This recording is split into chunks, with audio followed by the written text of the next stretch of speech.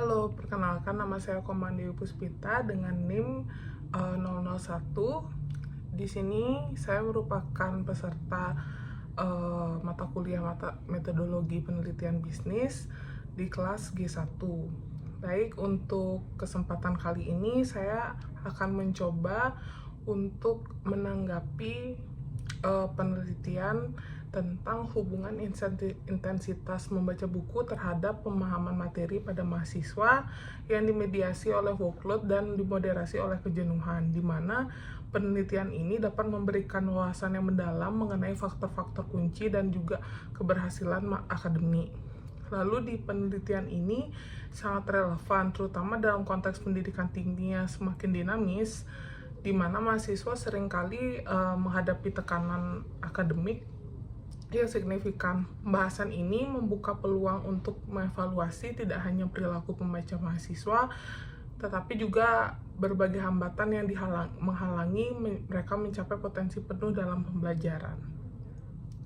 Baik, saya akan mulai dari poin pertama, yaitu relevansi dan pentingnya penelitian. Penelitian ini menyoroti pentingnya intensitas dalam membaca buku sebagai elemen kunci dalam membangun pemahaman materi.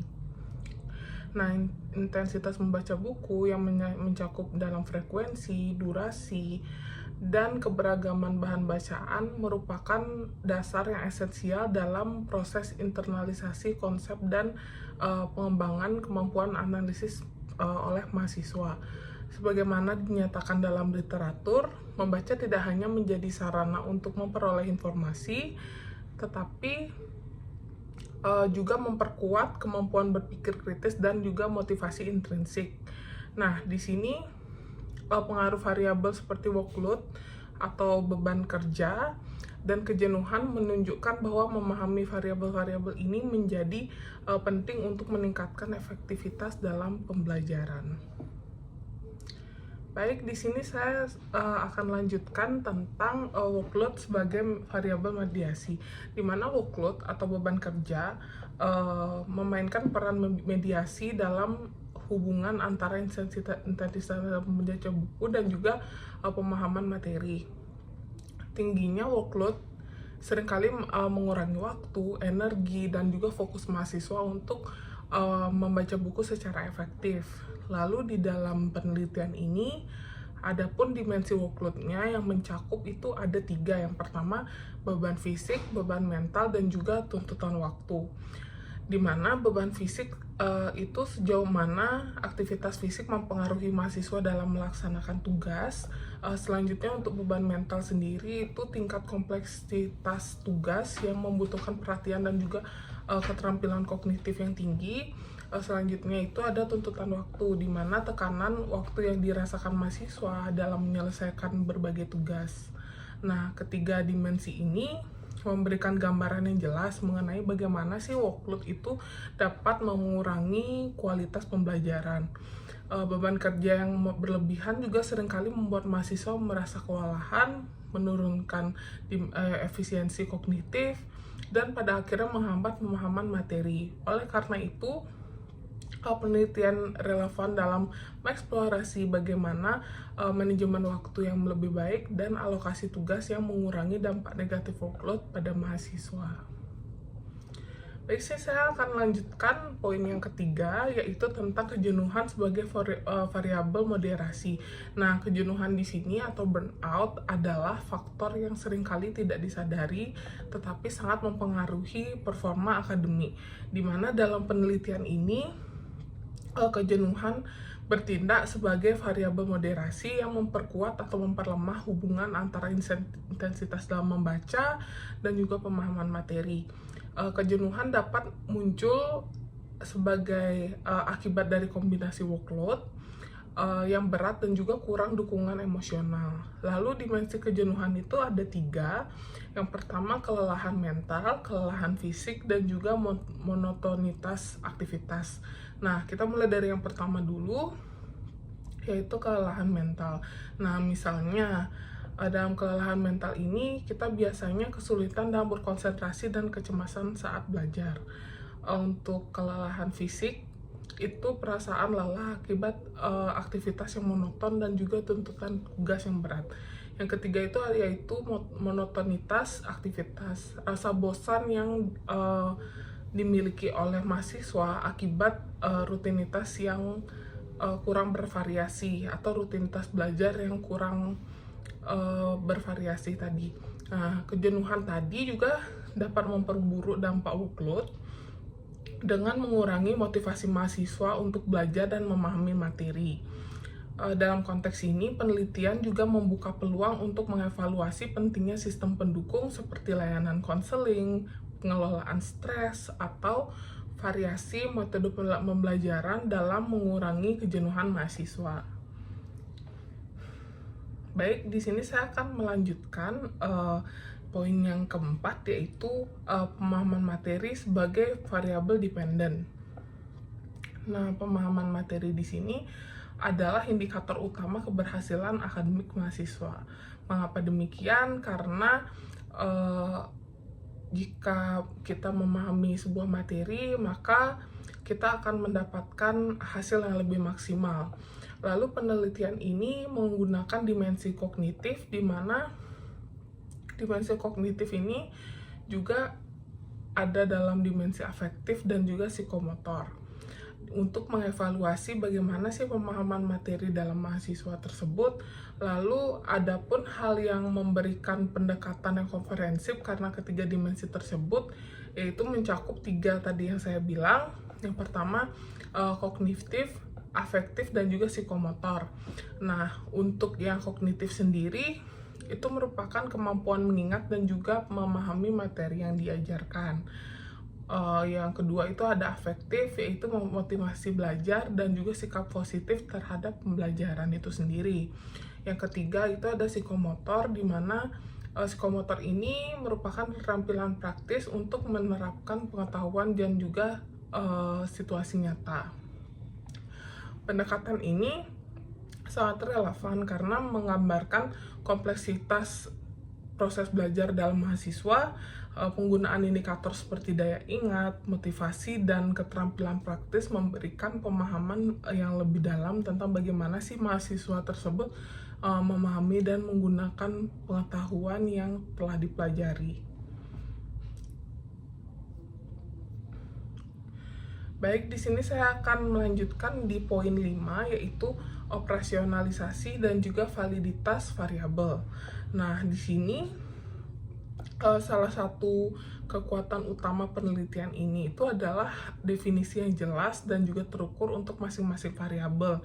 Nah, misalnya ini ada 3 variabel. Yang pertama, intensitas dalam membaca buku diukur melalui frekuensi harian, durasi membaca, dan juga jumlah bahan bacaan.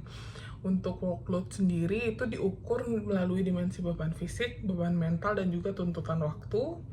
Yang ketiga itu kejenuhan, di mana kejenuhan ini diukur melalui kelelahan mental, kelelahan fisik, dan monotonitas aktivitas, di mana penelitian ini juga menggunakan skala Likert untuk pengukuran yang memungkinkan peneliti untuk mendapatkan data kuantitatif yang dapat diolah secara statistik.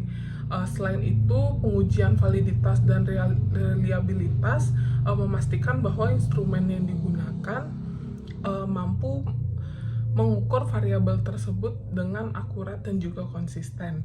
Nah, namun di sisi lain, pengujian validitas konstruk dan kriteria dapat diperkuat lebih lanjut dengan analisis faktor konfirmatori atau CFA untuk meningkatkan keandalan pengukurannya itu sendiri.